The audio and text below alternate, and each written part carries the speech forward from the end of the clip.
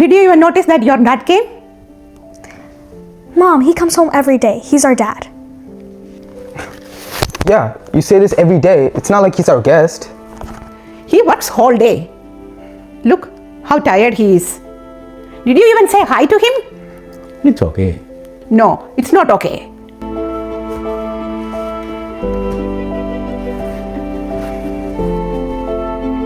You know what? I'm going to ask you a few questions. If it is true for you, raise your hands. What? You two join with us. Okay. Okay, you guys stand up.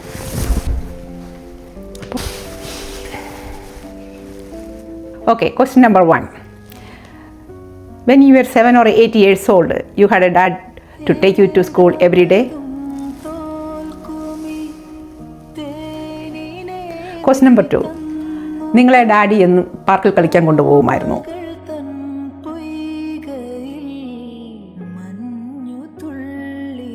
Next question.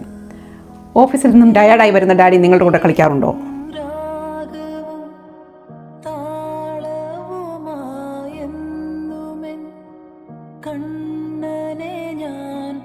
At the age of 8 years, you had more than one pair of shoes.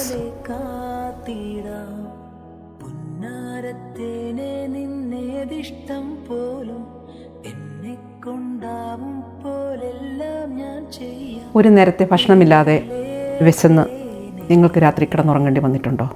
പാടല്ലേ പൂവേ സ്നേഹത്തിൻ പൂഞ്ചോല തീരത്തിൽ നാം എത്തുന്നേ. I'm sorry, Dad. I didn't know.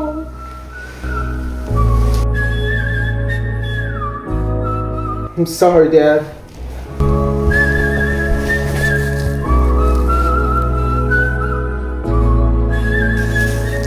It's okay. It's okay.